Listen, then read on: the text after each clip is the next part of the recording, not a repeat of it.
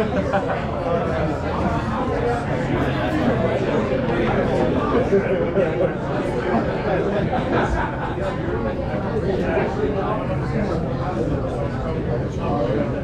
hello.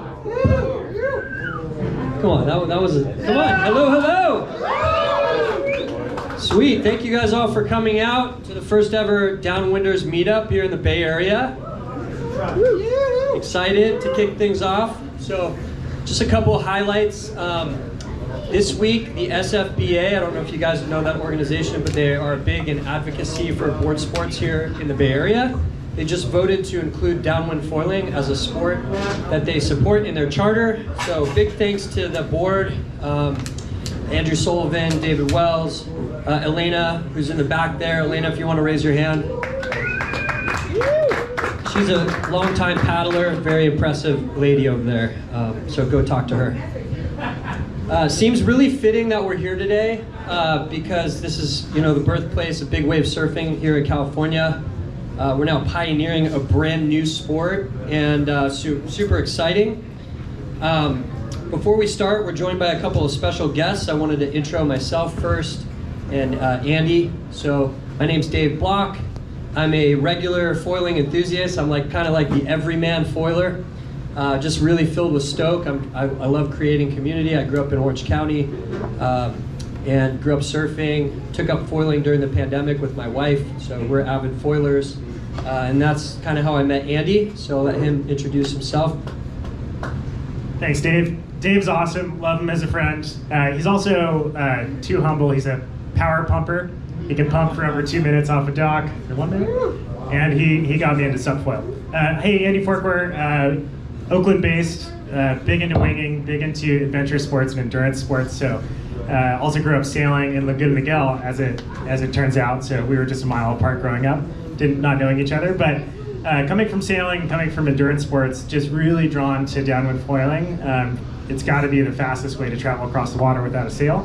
And so really excited to talk to some people on the pointy end of the spear here.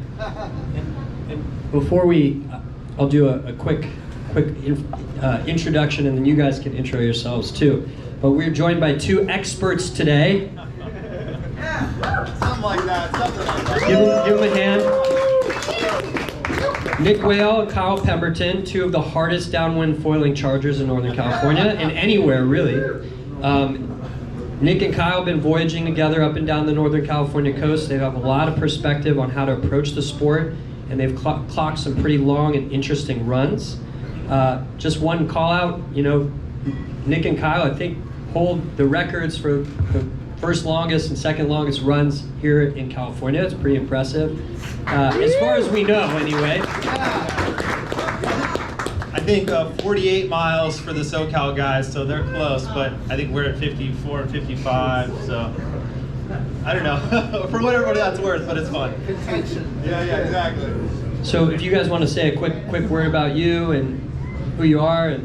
Yeah, I'm Nick Weighall. I live down in Santa Cruz.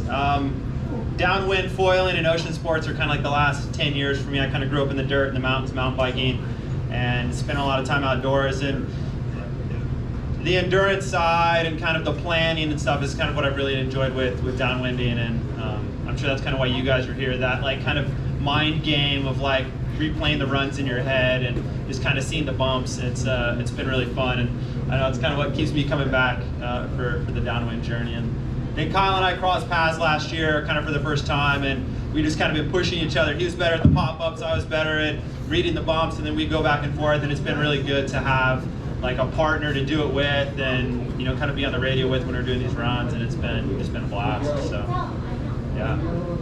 Great, thanks, Nick. Kyle. I'm Kyle Pemberton, born and raised half the Bay here. Been a waterman my whole life. Grew up on the beach, skimboarding, surfing, anything to do with the water. I was a lifeguard on the beaches, with state parks, commercial fisherman. So I spent a lot of time on the water. Just the ocean's kind of in my blood. Surfing I lost sight of surfing at one point, and just kind of focused in on my business. And then the pandemic happened, and then I saw this foiling thing happening, the winging thing here. And I was like, you know what, that looks like a good thing to do, because you know, when it's really windy, usually I'm not fishing on those days. So I started wing foiling here, and then it kind of like the wind shut off, and it kind of was like, what am I going to do with this gear? I started subfoiling.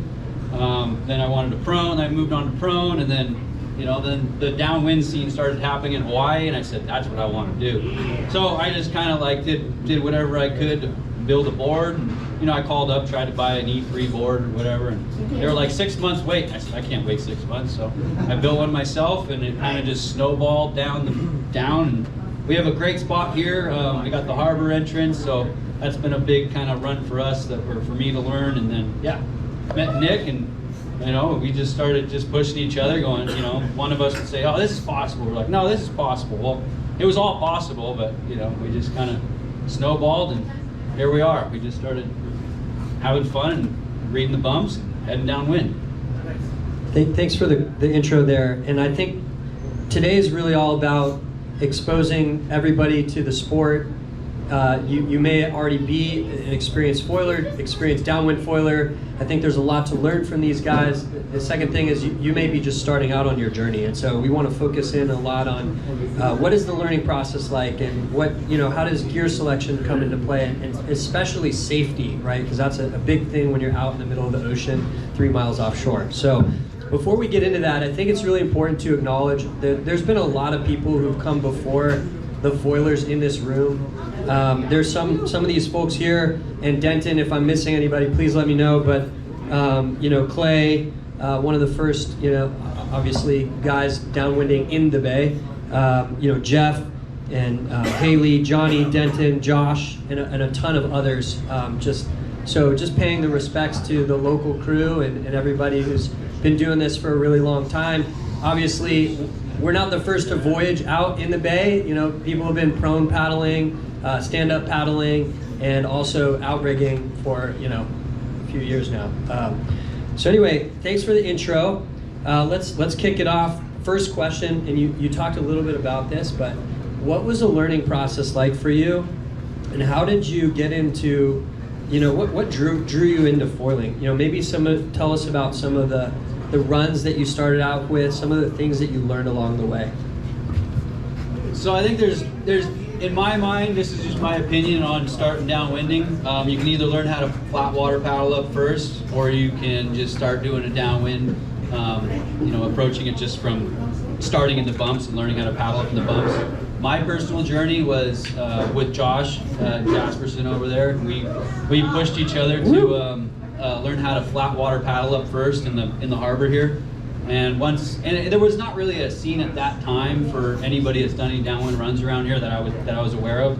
And so, it was just super nerve-wracking to head out in the bumps, and I'm sure everybody's going to go through that feeling of paddling out their first time, and it's going to be you're going to be really nervous. Like even before you get on your board to hit the water, your heart rate's through the roof. It's just not knowing if you're getting on foil or that's how it was for me.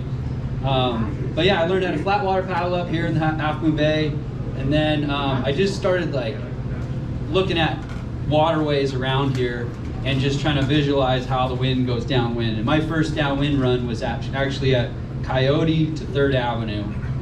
Josh dropped me off, and I paddled out that harbor entrance right into the bumps, and heart rate was super high, and I ended up getting up 4 times and making it to 3rd Avenue. And let me tell you, I was beat. I was absolutely beat after that run.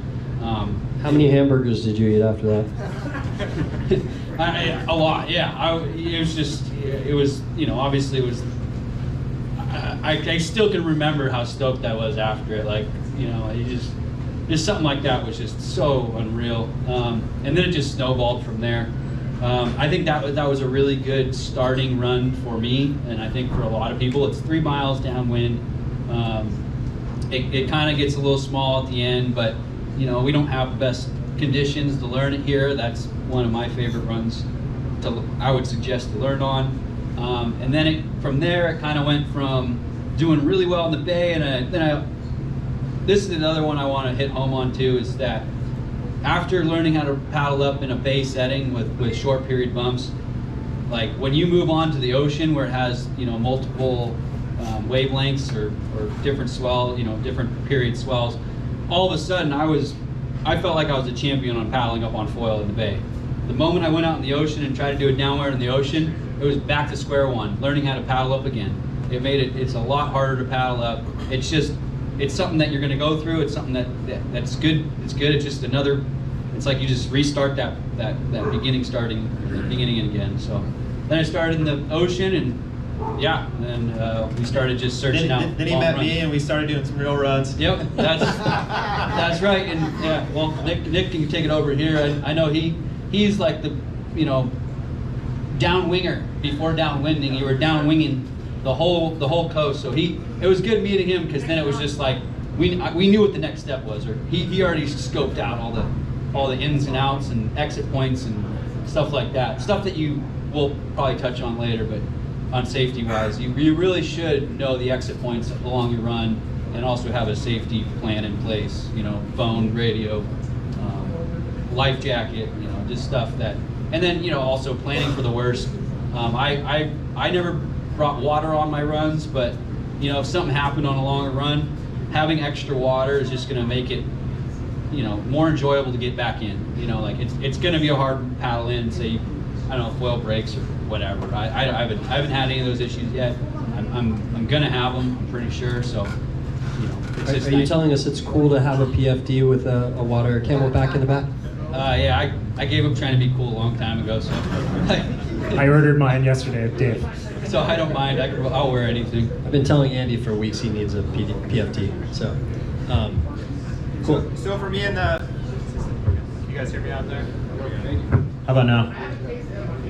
For me, the Downwind Journey started probably like 5 years ago with old foils, like slingshot foils, and that was a hell of a journey. We would take the ski out of Santa Cruz, and we would just be downwinding with the ski. We'd get 30-second runs, a minute runs, trying to figure out the bumps, and that was like a long time of doing that. And then the wings came along, foils got better, and that really kind of made a difference, is like being able to be on foil with no kite, no nothing, and just using the wing and like free floating it. That kind of really, 2 years of that really helped me be able to read the bumps better and figure it out. Made a huge difference. And then, yeah, I got my hands on a SUP and then struggled with that for a bit, made a homemade foil drive, and then that kind of unlocked a few things for me. And then once you kind of get the flat water pop-ups figured out and reading the bumps, and then like it kind of just goes from there, and each run gets a little better. But even then, I did a run last Friday from here to Pigeon Point, and there was one point where 30 minutes I didn't get up on foil. And so like I'll crush it, and then I still have those days where it's like 2 hours into a run and I still can't get on foil for 30 minutes. So don't worry, it will happen. And I think I've had some of the most frustrating times ever on the SUP this last year. And so it's a good like reality check sometimes to just be like, visualizing me smashing my paddle into my board is like not who I am. And so it's a good reality check to like calm down, bring it, kind of bring it back. Approximately how many times per run do you curse yourself? It's not much anymore. Okay. Yeah, those first few runs, it was, yeah. Must be just me then. So. Yeah, you'll be there. So don't worry. Like even, you'll do these huge runs or even short runs, and you'll get up and you'll make it in one shot, and then you'll spend 30 minutes and you won't get up. And so it's just part of the journey. Yeah, I heard one interesting thing. Both of you kind of mentioned down winging, right? How big of that was that as a learning tool for you guys? Honestly, for me, it was quite big. It's like almost 2 years of 3 days or more a week, of like downwinding 20+ mile runs, and that made a big difference. And my friends that sailed, I have a good buddy, Mateo, lives in SoCal. We did a lot of runs together, and he came from a sailing background, and he could just read the bumps better than I could. And I didn't really know how he could do it, but then you start reading the bumps yourself, and you kind of start to see it come together. And it's just a lot of time on foil. Yeah, the downwinging for me was just a really frustrating deal. That I trip over the wing, and I was never like a really good winger or anything. I've done deflates and stuff. That's been carrying weight on your back, like a little bit of wing on your back, and doing a downwinder. It only helps you, because all of a sudden when you take that off, you're like, whoa, it's easier without it. But it's good training to have that on there. But yeah, I never liked the downwinging thing, because it just, sometimes it'd move in front of you, and then you'd have it in front of you and hit the bottom, and I wasn't very good at wing management, so I haven't worked on that skill yet. So maybe later on. In those early days, where did you get information? I saw that maybe, Kyle, you had been in Coach Casey Club early on, or? Yeah. I think when Casey did his 100-mile run, that kind of was like, I'm buying an Axis foil, I'm buying that 1099, I'm just going to copy exactly what he has, and I'm going to put that gear out of my, now I can't question my gear, because he did it on that, so now I'm just like, what gear works, that one, for him, and there's plenty other, good brands. Everybody, I think all the brands have top gear. Got to mention our sponsors, Axis, Lift, and Armstrong. But yeah, so I just kind of stuck to that 1099 for a long time because, I figured if he could do it that long, there's no reason why I can't. So I don't know if I sidetracked. No, I asked the question because one of the first times I met Kyle was at Sherman Island, and he was doing wing deflates to the top of the island there, and he handed me one, a dry bag, so that I could do it. This was my first time ever, and it was like the best swell you ever saw at Sherman. It was good that day. Got all the way up there, got up maybe a total of 3 seconds the whole way down. So, but thank you for loaning me your dry bag. No problem. Yeah, I had multiple ones. I was trying out I was trying to figure out if there's a better one out there, to make it a little bit tighter, a little better. Cool. Yeah. Thank you guys for sharing a little bit about your learning process. We could weave in a little bit more gear. Let's switch up the topic and talk about gear. How do you think about gear? The right gear for learning, the right gear for conditions. What gear are you riding now, and kind of how did you get to that spot? For me, the gear journey has been very long. I had an article in Kiteboard magazine years ago, and it was like, loyal to fun, loyal to none, or something like that, because I had so much different gear, different boards, different foils, winging, kite, all this stuff, and it's been, people starting now, I feel like are pretty lucky because you have like such quality gear, quality boards, so much stuff is so much better now. The reviews are insane. It's like, and with gear, it's such a personal preference. Kyle and I ride, both are on Axis, and like he'll ride a shorter mast than I will. We'll run different like fuses. He'll run a shim, I'll run no shim. It's crazy how much opinion kind of comes into play. And Kyle wants to change stuff up, and I just ride the same thing over and over. And so that's different. And it's all a preference, And what do you ride? Sorry, go ahead, Kyle. I was gonna say that matching the speed of the foil to the period is kind of, I don't know if that's like an intermediate to advanced kind of thinking of downwinding, but I think in the beginning you want a nice slow foil, and learning how to work backwards in the bumps I think is key, because it's just one of those things you should be really good at, and then you start working forward through the bumps. That's really advanced. That's that racing they're doing in Hawaii that probably I'm sure everybody knows. But for the most part, bay bumps are slower than ocean bumps. The smaller bumps are even slower than the bigger bumps in the bay. So like a really, really small day. I mean, I was using the Axis 1300 a lot in the bay. Right off the bat, people would tell me it doesn't turn, but it turns really well when it's going really slow. So, the big wingspan made it possible to do downwinders in like really light conditions. So I think the main point I want to hit home is try to match the speed of the foil to what the bumps are moving at around you. And then if you're underfoiled, you're going to be working a lot. Like you're absolutely just going to be gassed, and you're not going to be able to stay on foil. I could get on foil on a lot of foils, but staying on foil is the issue. And so I would try to aim to pick a foil that matches the speed of the bumps. 1300, very small day in the bay. I only have a lot of experience with Axis. Sorry if I can't talk about other brands, but that's just a big 1700 square centimeter foil. And then I started stepping down through those. Like the HBS 1050 was kind of like the next step for me, and it started like a lot. So like the 1300 was more straight going downwind. Then the 1050 ended up being like a little more cruisy. I can kind of go left and right. And then the 1099 opened up really kind of being able to transverse left and right in the wind, like up to a 45 or even more sideways in the wind. And that just started opening up more possibilities for, you know, longer runs, because now it's not just like point A to point B straight downwind. It's like you can work off the beach and then you can go downwind and then work back into the beach. How many runs did it take? Because kind of what you're describing, I remember my first aha moment on a slow foil in Hood River, and I realized, oh shoot, I can jump back and maybe I can pump forward. But this must have been the 5th or 10th time I had rigged up a foil board. So did you have an aha session, or did you already kind of know that? You know, I was Instagram stalking everybody in Hawaii, all the guys that were, you know, doing the big runs, and whatever I can gather up from what they were doing, I was just, you know, any podcast, I was just, any information I can get about downwinding. The Casey Club was definitely a really big, it has a lot of information on there, and you can get sucked down that rabbit hole for hours, just kind of all this stuff on there. Yeah, I think that's part of it too, is like that rabbit hole. Just ride what gear you have. Don't chase it. It's expensive. Ride some stuff and stick with it. You know, if you've got it, just get one thing dialed and then start changing it around. And for me, what happens if I go backwards to like a lower aspect foil that's slower, it's really hard for me to ride because I'm so used to going forward that I really have to then work on going backwards, back over the bump to stay in it.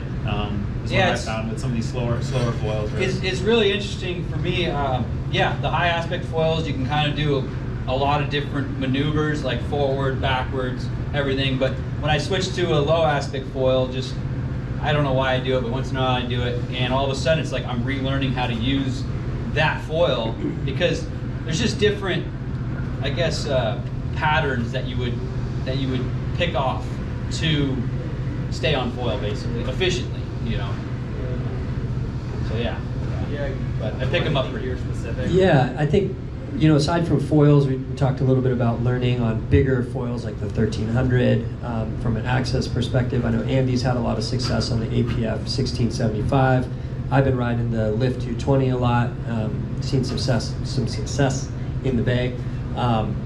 What about boards? How do you think about board dimensions nowadays and how they're suited for, you know, both bay runs and then, you know, out in the ocean? Yeah, boards, I'm riding a board Kyle and Josh made, which is cool. It's 8.8 by, I think, 17.5. And boards, I think, foils are almost like stagnant right now. It feels like, and boards are going crazy. And you're seeing skinnier boards and longer boards, and that's a preference thing too. And people are talking about different volumes and things like that.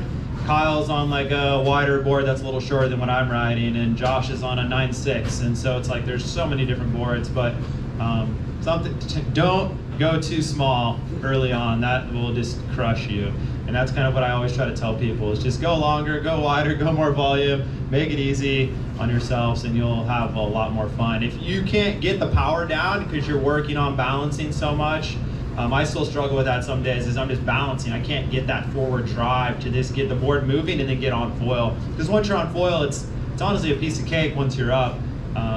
And chill as much as possible. You know, I'm trying to work on using my paddle less and just really looking for the tiniest bumps. And the board helps for, you know, those few seconds or a couple minutes to get going, but don't go too small. For board, yeah.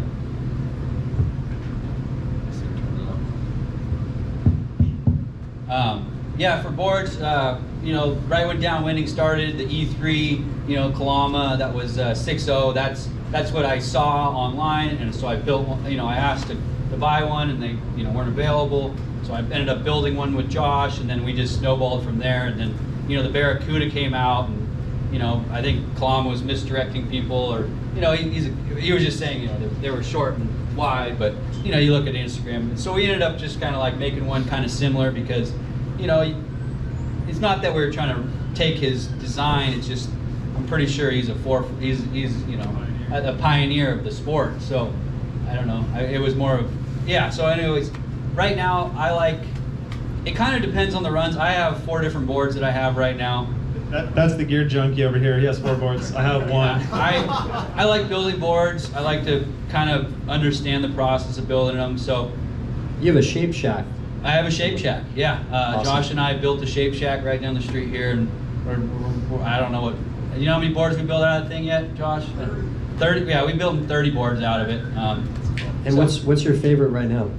What are the dimensions? It just every week it's a different board. I think. I don't pick favorites. But I would say, like, you know, if the conditions are more of like shorter period bumps, I go shorter boards. If they're bigger, longer period bumps, I go longer boards.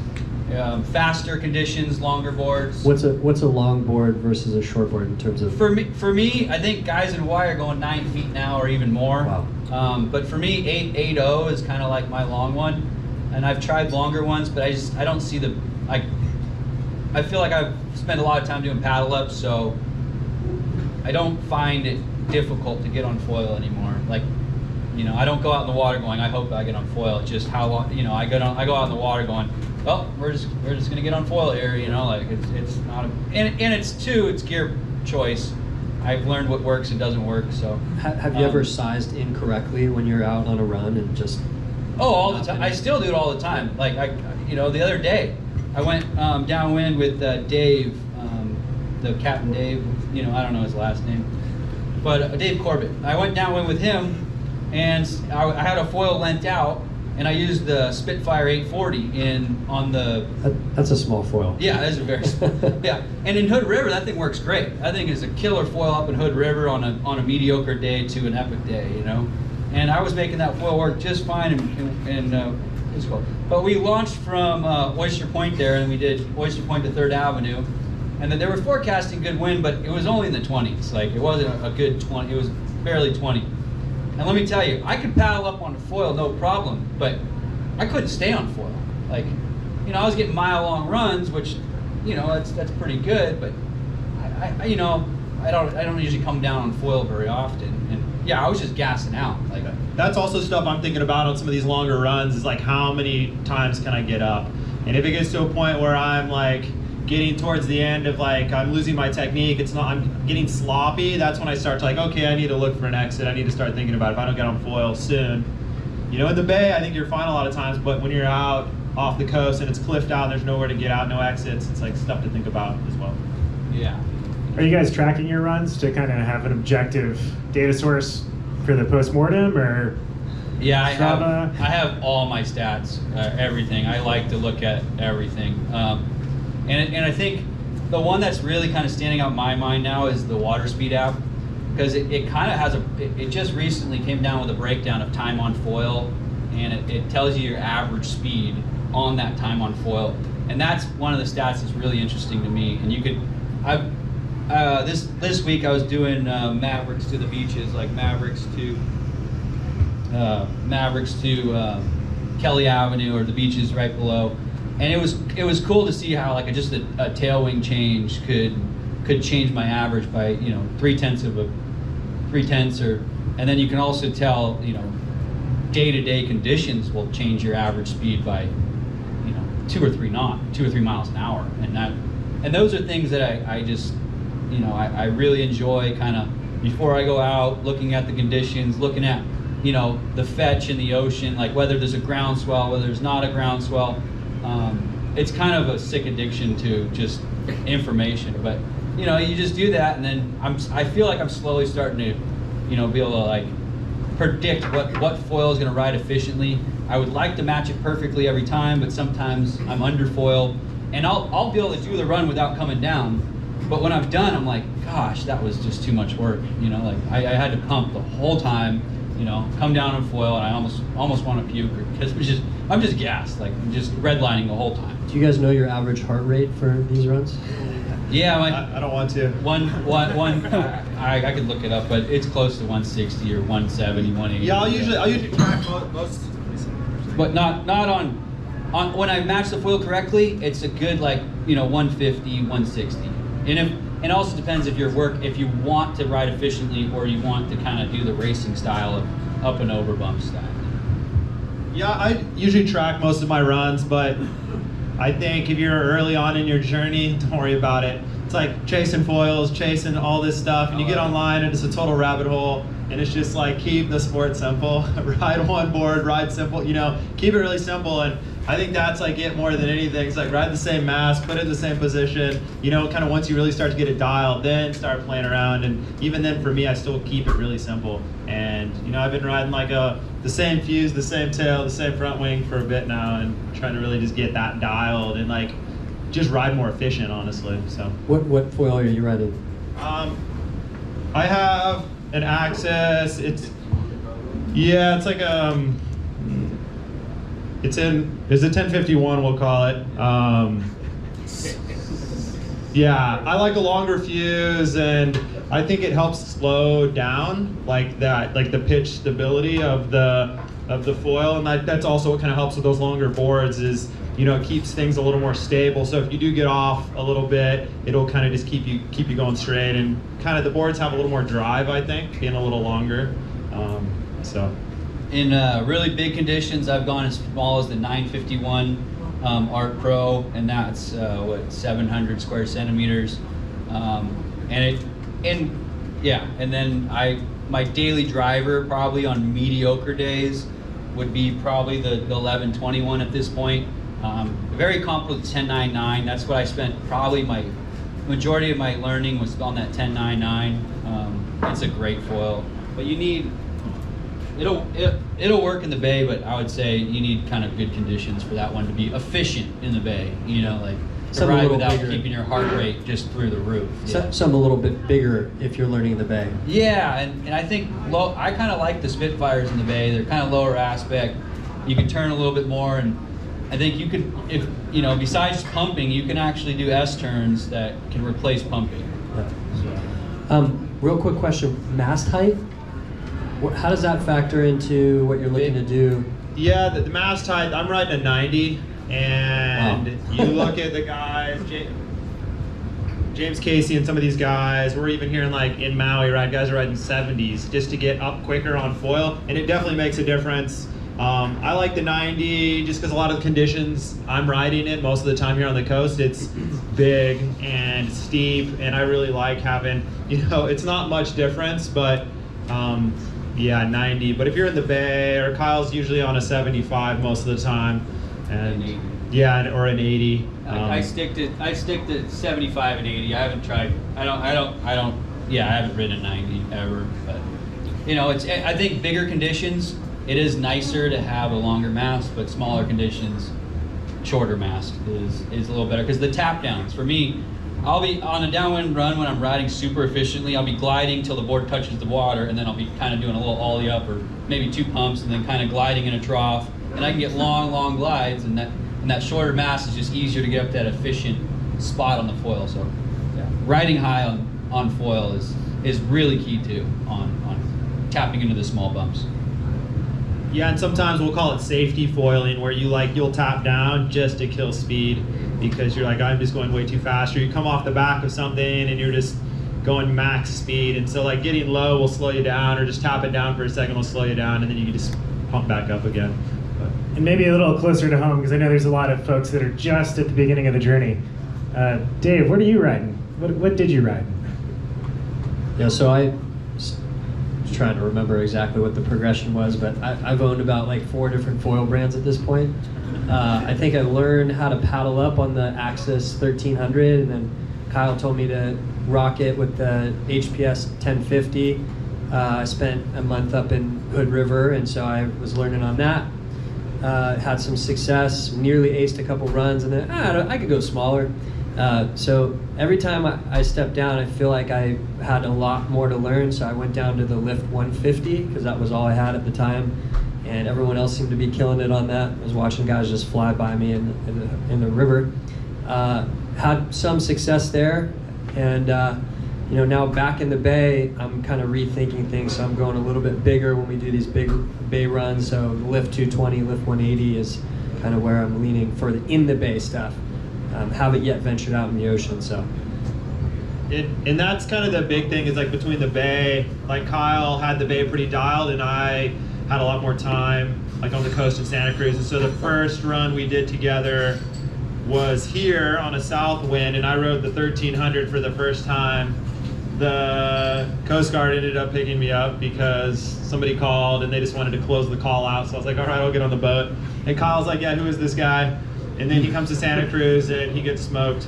And just like the difference between the bay and the coast is really quite large. And so just good to know that. Don't be scared of it, but just know that it's definitely different. And I think we'll talk about safety next, because I think that's a really important topic. Andy, did you want to share some of what you're riding these days? Sure, yeah, I tried out a bunch of different stuff, either from friends or from my own quiver. But yeah, I started on the HS 1850, then the MA 1750, secured a 75-second glide. That felt amazing. Circled that on Strava. But then, getting the Armstrong APF, just kind of what I've heard described here today, is just the ability to slow things down and be intentional. That Armstrong APF became my ride or die. And then only recently I moved on to the HA 1180, but depending on the conditions, I'll still kind of jump back and forth between those. Cool. Any other last minute thoughts on gear before we hop into safety? Guidance? Okay. And we'll have Q&A at the end too, so. Yeah, gear, I guess paddles. Kyle and I are both Paddles, on the... Onoeva 105.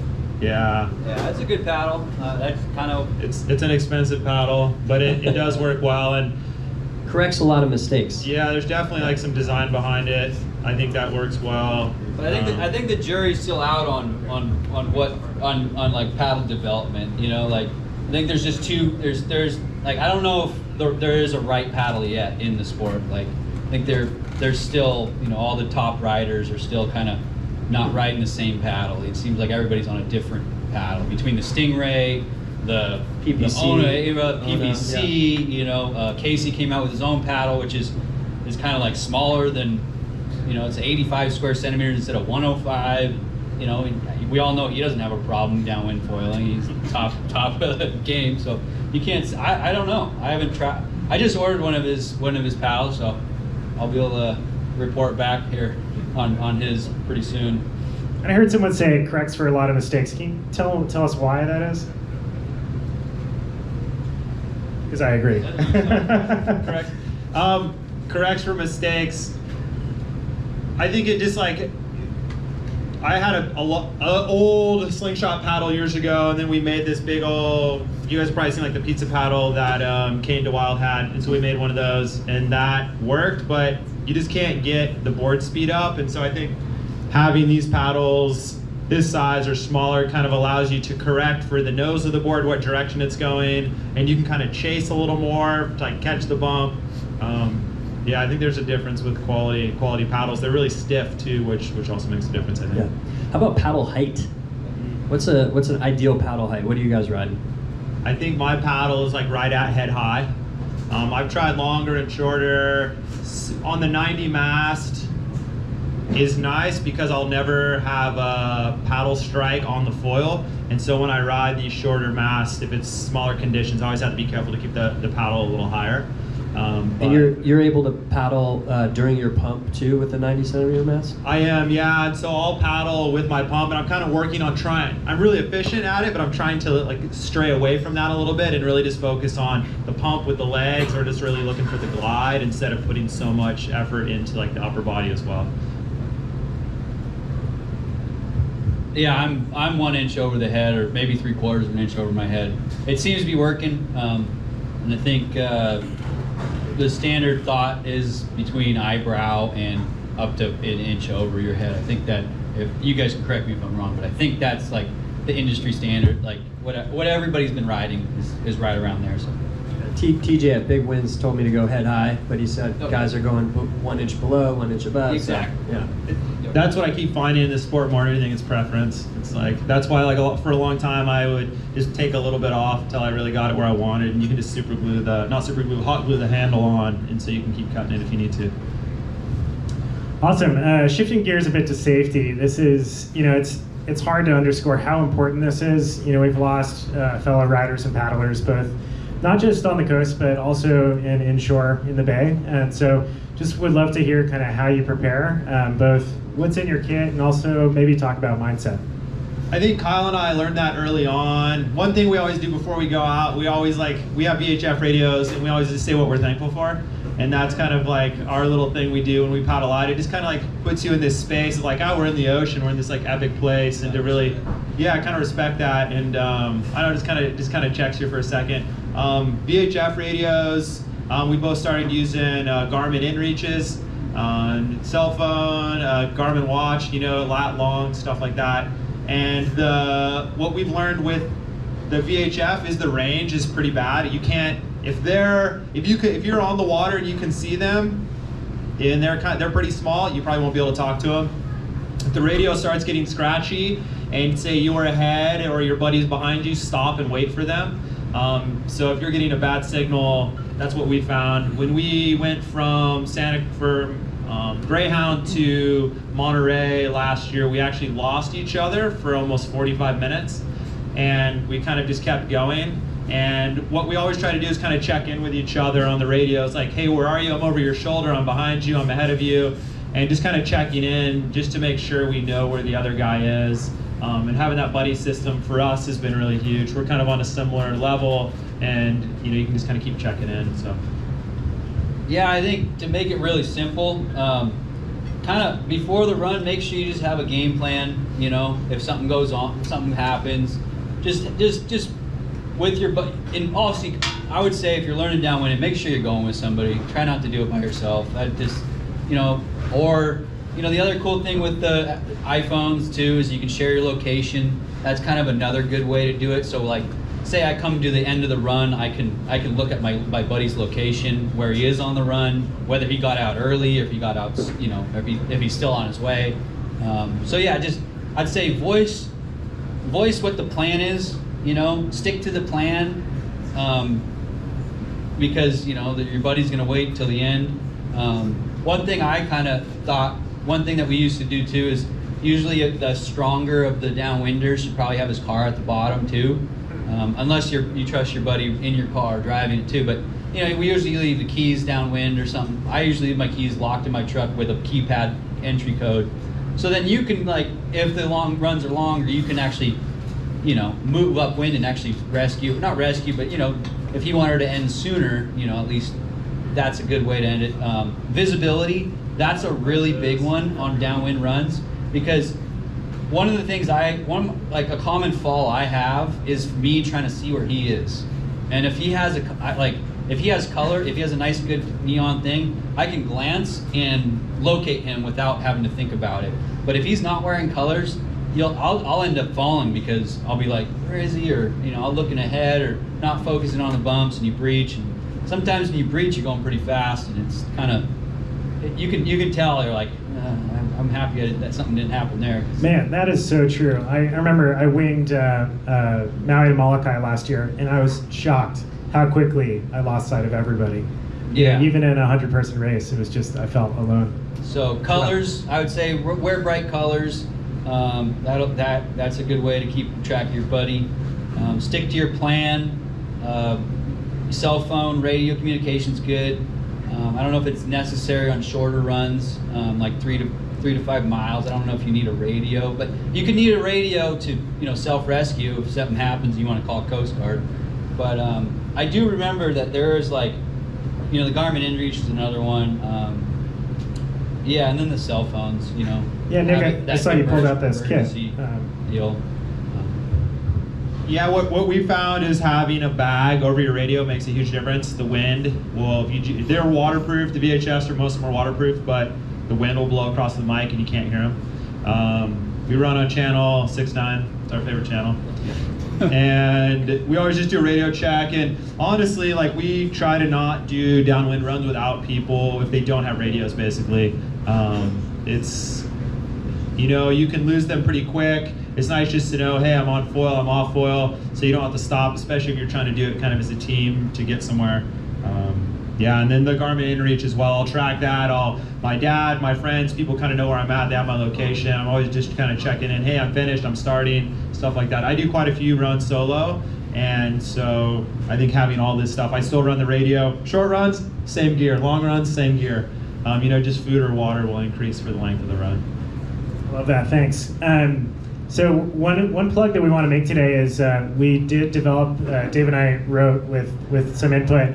a downwinding guide, a Bay Area guide that has a heavy emphasis on safety. So there's a lot of really good stuff in there, mainly kind of a curriculum of runs that you can move through as a beginner. But I want to ask, how do you know you're ready for a run? Just at the most basic sense. So sometimes I think you just have to go for it. I don't know if you ever know if you're quite ready for runs. You know, being in SoCal last week, I was trying to set up some big runs, and a couple of the guys, you know, like, hey, I'm not ready for that. And that's totally fine, you know, and those guys are good foilers, and it's like, I respect that. I'm not gonna give someone a hard time for not wanting to do it. So it's kind of like, sometimes you have to go to know, like, you gotta go and check it out and see what the conditions are. But like from the paragliding world, it's takeoff's optional, landing's mandatory. And so same for foiling, it's kind of the same thing. Like coming in through some crazy beach break or something like that can be gnarly. Or if like knowing it's cliffed out, you don't know where to get out, it's like, I don't know, we're trying to avoid on the coast having the Coast Guard called and people get rescued every week, kind of things like that. And so I'll make my own calls. You know, I went to Pigeon Point on Friday and I was like, that's it, I'm done. Like, I was tired. I could have kept going. The wind was great and it's right there, but it's like, all right, time to get out, and I just get out. And I don't know if you just got to go for it. I think bay runs are a good place to start though if you're not quite sure, and then you kind of go from there. Yeah, I completely agree with you. And you know, I do think when you do go for your first run and you don't get on foil, you learned a ton. You know, like you learned how to brace yourself with your paddle. You learned how to, you know, put your paddle in the water correctly. And I think a lot about paddle technique too, like keeping the paddle close to your board, reaching in front of your front foot, trying to end the stroke before your front foot. You know, all that just it does help. Even though you didn't get on foil and you're really frustrated, I think you need to just keep in mind that you did develop skills in doing that run, you know. Yeah, I'm sure it's just like walking when you're, you know, learning how to walk to run, you know, all that. So before you can run, you got to learn to walk. How about for you guys? Yeah. I mean, you guys. Oh gosh, I mean, my first runs, I remember really kind of not wanting to do what was recommended in Casey Club, which is like just paddle a mile offshore and come back. I'm like, I don't have the energy for that. Little did I know, this is just where it's beginning. It's going to be a lot harder. But yeah, my first run was, like committed run was TI to Emeryville Marina. And 75 minutes of the run I was off foil, but 75 seconds I was on foil. So when you're starting, you know, you're counting your time foiling in minutes, and then it becomes miles and just kind of goes from there. I think I just went for it like Nick. I think I got my board, and the first day I got it was so jonesing to get out there, and like, oh, you know, maybe I'll get on foil. It won't be that bad. I could just paddle. It was a TI run to Berkeley, and I don't think I got on foil the whole time. So I ended up having to paddle back. It was brutal. I did bring a Cliff Bar. I did consume said Cliff Bar about halfway through the run. I think too, when you're approaching the beginning stage of downwinding, it's okay to like stop the attempt of getting on foil. Like just once in a while, just stop, take a breather, get your heart rate low, kind of think about what you're doing. Take a nice look at the bumps around you. Try to pick out the bumps that are the good bumps to get on foil. So, you know, don't just beat your head against the wall the whole time. Like, take a break. You know, after trying like 3 times to get on foil, or even once, you know, just regather yourself again, and you know, get back on your feet. You know, just I think approach it. Don't approach it like vigorously and try to get on foil the whole time, because you're gonna run out of energy. And in my beginning phases, I used to be like, all right, I have like 4 get-ups in me for the run, you know, and after 4, it's the chances of getting on foil are slim to none, you know, at one point for me, and then now, Awesome. All right, one last question before we open it up. I see that you guys signed up for the Racing World Championships out in Maui. So I couldn't be more excited for you guys to make a splash, put Bay Area on the map. Can you guys tell us a bit about preparation goals, all that? I felt like we kind of just had to go for it. You know, we have the runs, we have the distances. You know, it's like we kind of just got to start kind of focusing on speed more and really chasing the bumps and trying to, I think, ride smaller foils and go faster.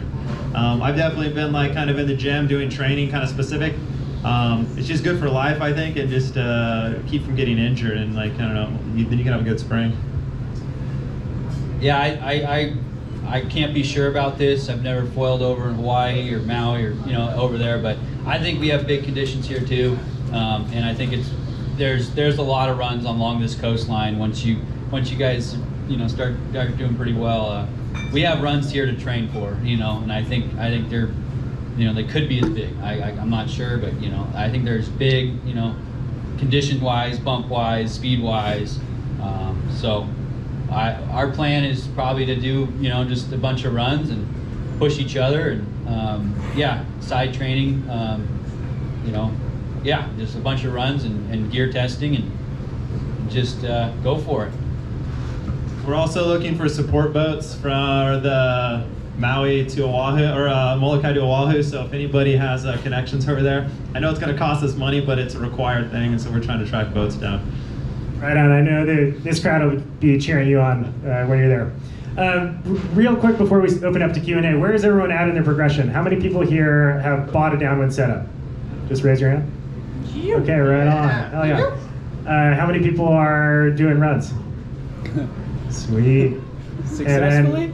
I mean, if you had fun, it's a success. And then lastly, how many people are just kind of curious? Awesome. Okay, cool. Even spread. So now let's hear your questions. Go ahead, Kirk.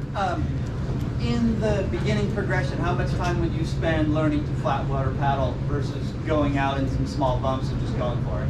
Two different styles. Yeah, honestly, Kyle and I were told two totally different styles. Kyle was like, kills it on the pop-up. I still like strive kind of for his pop-up. He gets up really fast, and for me, I just went for it in the ocean. And like I can flat water paddle up. I did figure it out eventually, but for me, I was like, I'm just gonna go in the bumps and just figure it out. I think you should spend, even if you don't even if you can't flat water paddle up, I think just trying to do it is just a motor skill that you can build on. Even if you're not getting on foil, I think it's still good to just work on your technique. And I think technique, between Jeremy Riggs and James Casey, they put out a lot of good videos on technique.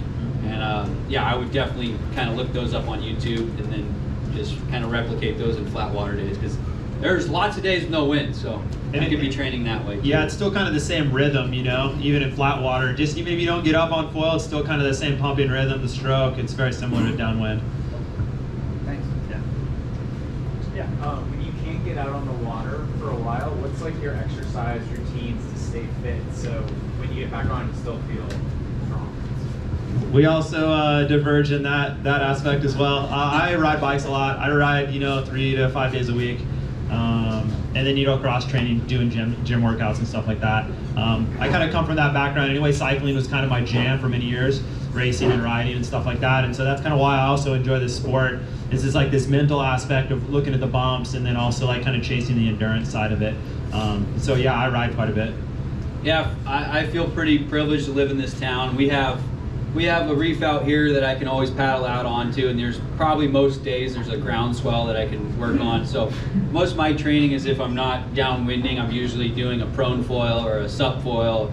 Winging too. We'll wing some. I'll do winging. Try out different gear that way. But yeah, we're pretty privileged around here. The harbor lap's another good one. You go inside our harbor here. You park your car right at the jetty there, and then I usually walk the inside of the wall until the sand spit kind of ends, and then I paddle out the harbor entrance, and then I just kind of, that's a really, really hard run to get on foil, because it's not true downwind bumps. It's kind of it's like a faster moving bumps, but it's still really good training to just, there's been lots of times where I did that lap and I never got on foil, but I did attempt, I did lay down like a lot of work with the paddle to try to get on foil. And I think that really built my paddle technique to a pretty good level. Cool. So Nick, you mentioned your get out approach, and you're talking about when you're going down the coast and you've got cliffs and rocks and big waves. As someone who's comfortable in big, nasty open ocean conditions, your approach is somewhere between you're never going to die and you're probably going to die. Can you just speak to that a little bit about how, like when you're in Southern California, a totally new spot. Yeah. How do you look at the coastline and think about getting out and getting back in the car? Yeah, Den Repeat was your question real quick. For sure. Yeah, Den was asking kind of like when I'm going down the coast, you know, what I'm looking for, what I'm thinking about, exit points, places to get out, how I'm going to get back, different stuff like that. I've hitchhiked back quite a bit. If I'm doing solo runs, is kind of how I've gotten back a lot of times. But as far as getting out, I'm always, if I've driven the coast, I usually won't do a run blind. Like I've either driven it on the coast or winged it or something most of the time. But I'm always keeping track of where I'm at on the coast. You know, from here to Pigeon Point, I'm like, okay, I'm passing the radio towers, I'm passing Tanitas Creek, you know, I'm passing Bean Hollow, I'm passing these places. I always try to keep a mental note of like, where's the next exit?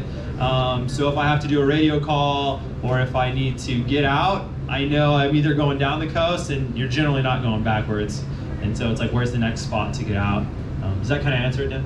What about Southern California, where you went? Yeah, so Southern California, I did a run from Gaviota to Ledbetter's Beach in Santa Barbara. It's 35 miles. And that kind of whole section there, I'm not too worried. There's a lot of places to get out. It's almost beach the whole time. But like in Mendocino, from Fort Bragg to Point Arena, there's really not many places to get out, and it's like pretty cliffed out. And then further south, so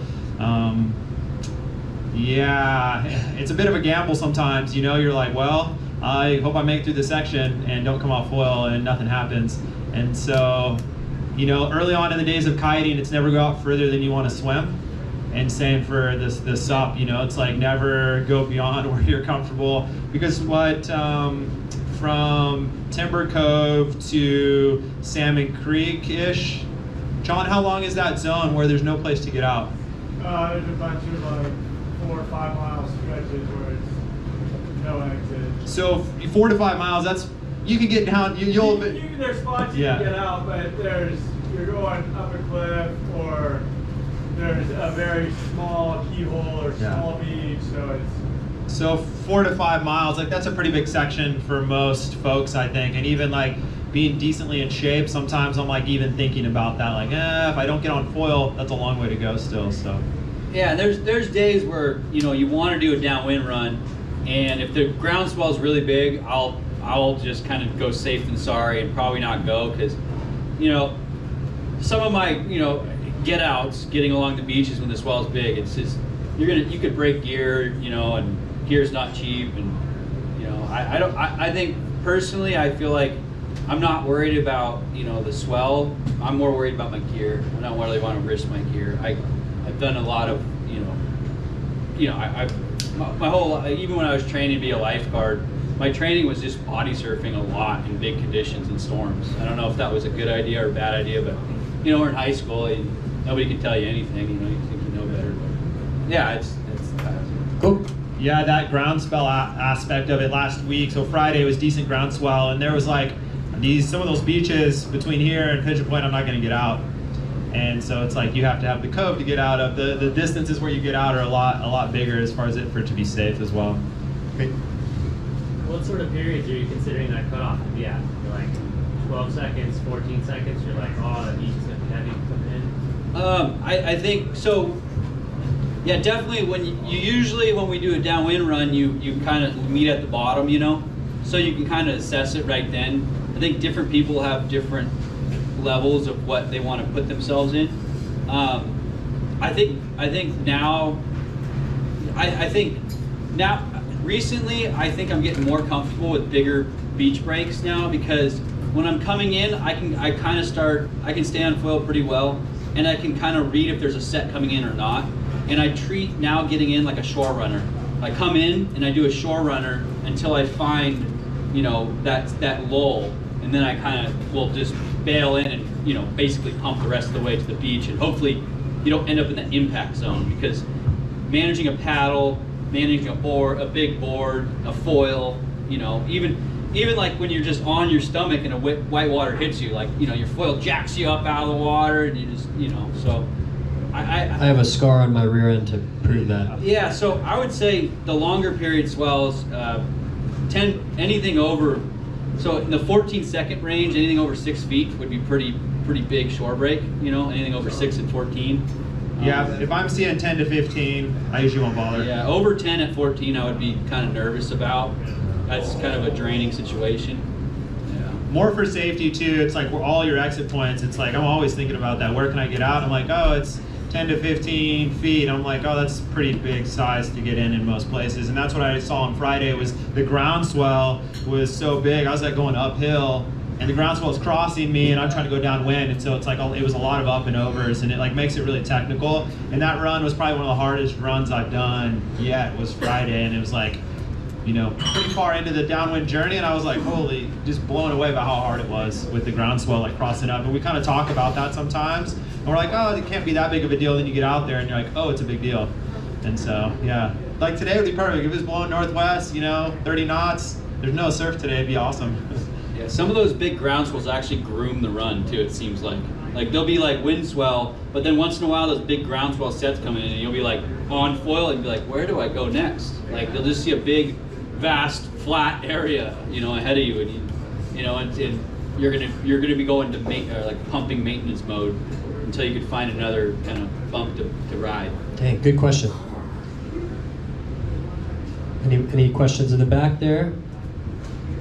John? So, I was reading up a little bit on safety stuff this week, and one of the things, I think it was England, they had a 12 list of things, and one of the things they said recommended PFD, which I thought was an interesting recommendation. I would say always on the PFD, which is good, but then I also was looking up about radios, and you guys have yours in waterproof bag. So I've always wondered why when I get back from doing stuff, mine is blinking, and I don't put it in a bag, and it's blinking because when it gets wet for too long, it starts blinking. So I'm wondering, is it better to have the communication aspect? If you go down and somebody's looking for you, and it's not blinking, that's your one little beacon. It was something I didn't know, and so it's just an interesting, because that's one way, if they're looking for you, you got high visibility on, you got your sighting, people should know where you are, but having a beacon, there are special beacons you can get, but you have to be able to turn those on. So that was interesting, because I thought right away, like you guys have that dial so you can talk. But yeah, the light John's referring to on there, it's pretty small. I think it's more of if you drop your radio, you can find your radio. But it's also so they can see. It is some point that they can see. But yeah, it will drain the battery over time, and so that's another reason I've kept it in the case. But I don't know. I just saw this for the first time today. If that was at night, you could probably see that pretty well with night vision goggles, I would imagine. But yeah, that's far away. That is another big issue. Is there'll be days where we'll be looking at conditions and it gets too late in the day. Even though there's 2 hours of light left, we wouldn't risk it. Even if it's an hour-long run, you should probably consider that worst case scenario, if you don't get on foil, you should still be able to paddle a flat water and get out of the water before dark. So that's another one to keep in mind. Like, you know, like it sucks because sometimes you're like, this is the only day I can get out and go downwinding, but it would really suck to be coming in at dark, you know, and you know, and also the other one I've noticed, I don't know if you guys have tried this, but I've been subfoiling past dark, and I can't manage my height on my mast when it's dark out, and so that's something else to consider. I don't know if you guys want to try it for yourself, but I can't do it, and so just keep in mind that dark is not really I don't think it's foilable. There might be some people that are more talented, but I can't do it. Yeah, any more questions, guys? Ask away. Yeah, it's no problem. I was wondering if you have any specific cautionary tales to share with us. Caution. Yeah, we try to avoid those, and that's, I think, the thing. Like, I'm sure Denton can attest to with Mavericks, it's like safety, safety, safety. The skis, the people, the conversations. It's like, that's kind of where we're at, is like, keep it safe so we don't have those issues. When we went from Greyhound to Monterey, when Kyle and I didn't know where we were for 45 minutes, that was kind of a big one for us. It's like, okay, where is he? And so that was kind of one of the tales. But it was pretty cool that we lost each other, and I think I came down, thought about it, looked around, and I was like, well, I'm going to stick to the plan and I'm going to keep going. And it was actually pretty cool because when we were lost for about 45 minutes, but then all of a sudden, I don't know, I think you or me noticed each other right, and we were only 100 yards away. And like just sticking to the plan ended up us meeting right back up together on that long run. I think another cautionary tale is we had a buddy going from Coyote to Third, and I think he just passed Coyote, or no, sorry, he passed Third Avenue and had to get out of the rocks, and he cut up his feet, you know. And so I think he was more into reading the bumps or whatever. But yeah, I stick to the plan. Try to you know, keep an eye on where you are. When you're downwinding, you're going to notice that your tension is literally like right in front of you, and as you get better, you'll be able to like kind of scan a little more area. But cautionary tale, that yeah, we've been pretty like heavy on safety, talking about what the plan is, where we're meeting. I guess the buddy system, being okay to wait for somebody on some of the runs. We kind of like to stick together. It's not like I'm going downwind, I'm doing it. That's the other reason why to pick somebody that is relatively in the same skill level as you. So then it's not like you're waiting for your buddy too much. And we trade off all the time. Like there's days where, you know, I'm waiting for Nick or Nick's waiting for me, you know, and it's something that we just accept on the long runs, you know. So in that case, if one of you can't get on foil, for example, and the other guy's up and running, would then the other guy come off foil and wait for the other guy, or how does that work? Yeah, a lot of times we'll kind of have a regroup. You know, if we're like, it's more fun to kind of ride with someone a lot of times, and so we'll have a regroup. Like if we're going, we'll come up with a new plan. Yeah, generally just waiting. You know, we'll usually go, you know, in Santa Cruz, we'll go from Greyhound, and we'll usually stop above Scott Creek, and the bumps are usually good, easy to get going. We'll stop there. If we're with someone new, or showing someone the run, or Kyle and I are together, it's like we'll stop and wait. Yeah. Sometimes if you did stop and wait, once in a while we'll just be like, all right, you know, like we'll just meet you at the end, or you know, but it's good to communicate that, you know, like just communication is really important. When you say stop and wait, you're like sitting down, just hanging out on the board.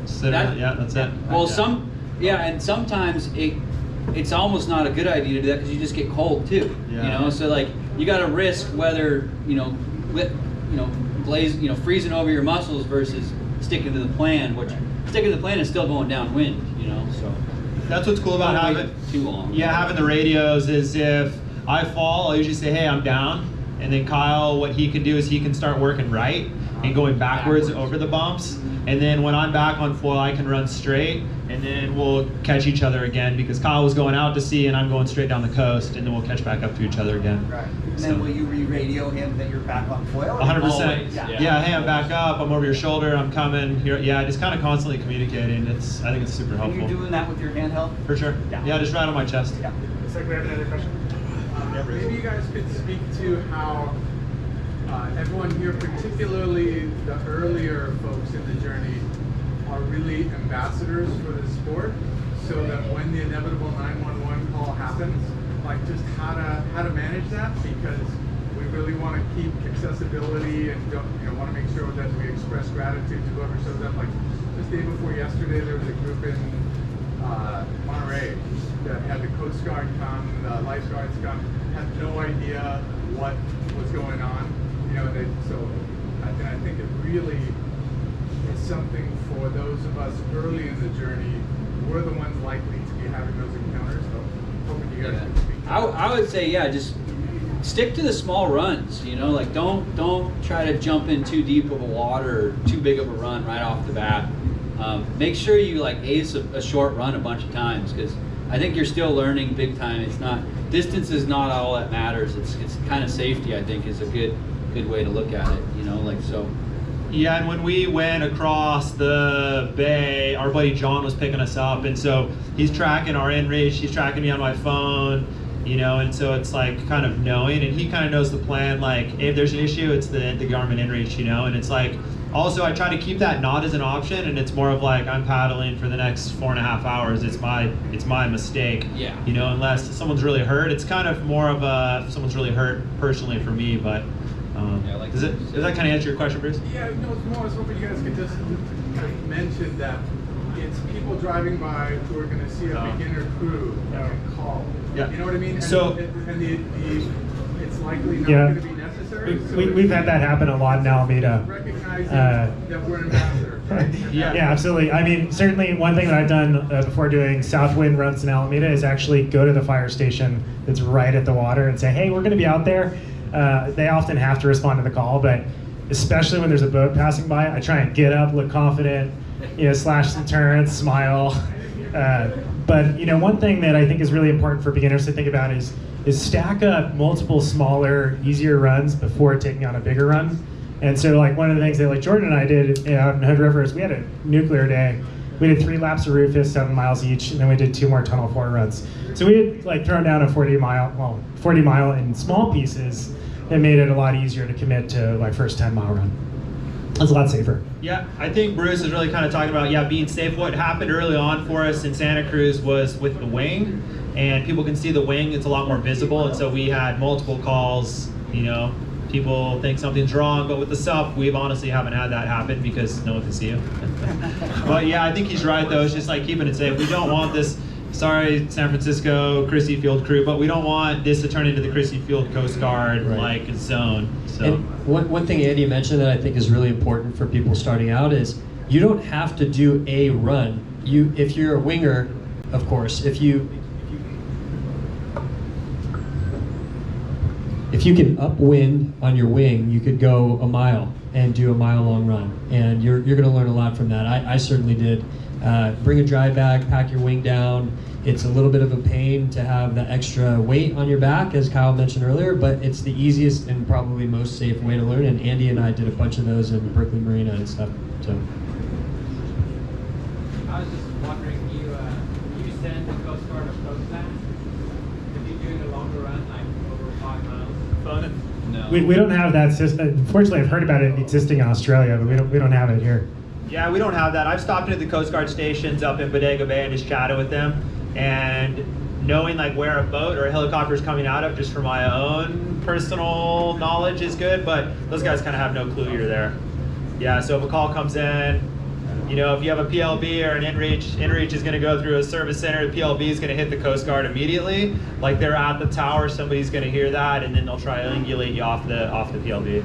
So, but no, it would be cool if we had that. You check in, you check out. So what he's referring to in Australia, there's an app. You can check in, and then when you're done, you check out, and so they know, hey, everyone's off the water that was doing whatever activity it is they were doing. So we're in the tech capital of the world. Why don't we? Yeah, if you anybody else can reach out there, somebody that it's already developed. Just implement it here. Yeah. So, couple of things. I think we should probably wrap it. Are we still down to do the clinic out there? Do a little flat water? Definitely. If people want to get in the water, just play around on their boards and stuff like that. I don't think we're going to try to go anywhere, but just be in the water. Kyle's the master on the pop-ups. So I think once we wrap, we're going to make our way down to, and I defer to some of the local knowledge on this, but that Pillar Point 7 spot, kind of a couple of blocks over from the yacht club, if you're familiar with that. Parking is sometimes limited, so might want to try the west lot, I think, or is it the west lot? Anyway, try the lot that's in the invite. If not, look for street parking. I just want to take the time to say, thank you to OPL for hosting this event, and Brian, wherever you are.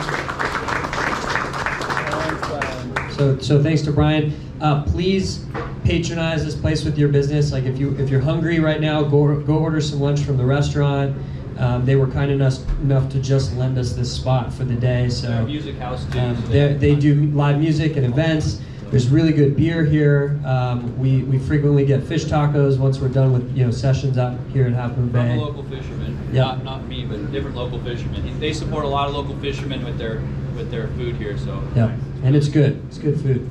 And I think the biggest thing is don't be afraid to ask. If you go to a new spot, for me, showing up at a new spot, I don't know, I've done it enough where I just don't really care, and off I go on some journey. But don't be afraid to ask. Don't be afraid to be on the Facebook group, or there's nothing wrong with asking questions, and being safety I think is huge. The ocean, I still get checked every now and then. It's it's a real deal, and so anyway, be safe out there, guys. A couple of plugs before we go. So, Armstrong and Lift and Access were kind enough to loan us gear and donate some lovely hats and T-shirts. So we have some of those to give out.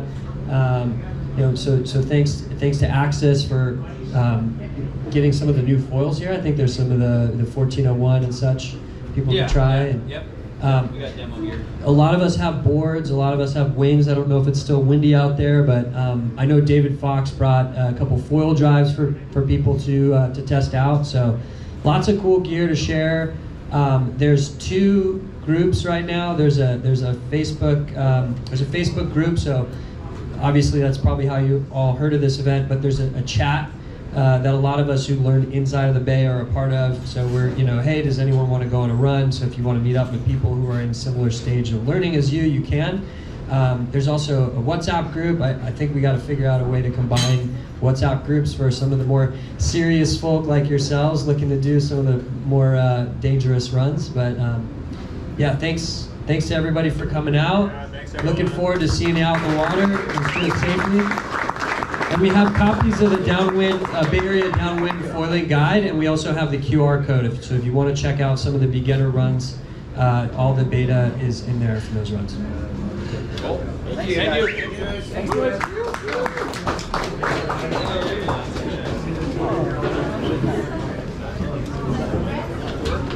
How you been?